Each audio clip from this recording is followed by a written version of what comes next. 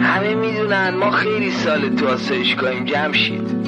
ما قبل همه اومدیم، واسه خودمون پخی بودیم، یعنی فارسیمون خوب بود، یه دستی هم تو ریاضی داشتیم، تقلید صدا، گروه سرود، مسابقات خط، نقاشی، همه چی اول میشدیم.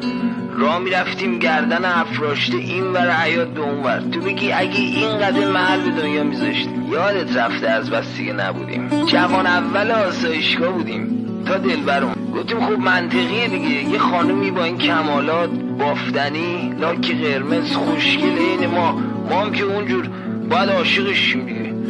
اومد قبل اینکه سلام کنه گفتیم شمایلت چی نیکوست، خندید گفت مال شما بهتره، رفت. هفته بعد باز دیدیمش، گفتیم اسمت چی بود؟ گفت دلبر که جام فرسود از او. گفتیم مگه تو هم بلدی؟ گفت اسممه، رفت. دیدم که جانم میرود.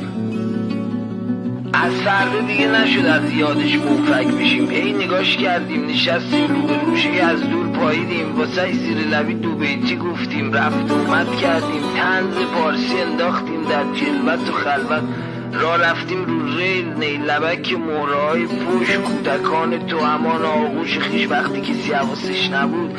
تو گرما سرما، شبان و روزا، پشت خط موزاییکا، جلوشادا وایساده خوابیدنا، نیمه شبا، قمرها، عقربها، تو سیگاری کبریتا. تو هم خیلی اسیر کردیم، باز ببخشید، اما نحسی افتاده بود. هرچی آب میجوستیم تشنگی گیرمون میومد. واسه چی؟ تو فهمیدی؟ آخر یه روز رفتیم دمش بهش گفتیم ببخشید چته؟ گفت ما چطوری چی با منی؟ گفتیم بابا صاحب حسن در وفا کوش خودتو نگیر، ما خیلی سال اینجاییم، تو که اول اینجاییم، تو که اولی نیستی، ولی ارزش نداره. نرفت تو خرجش، هی اون ور نگاه میکرد، فکر کردیم نکنه دنبال دومادمون فرفری هست، نکنه موی ما حالا مد نیست، نکنه زور پیاز زیاد خوردیم، نکنه اون بیت آخری زیادی بوده، نکنه میخواد قیمت زیاد کنه، نکنه دیوونه است، نکنه یه چیزایی از ما نمیدونیم.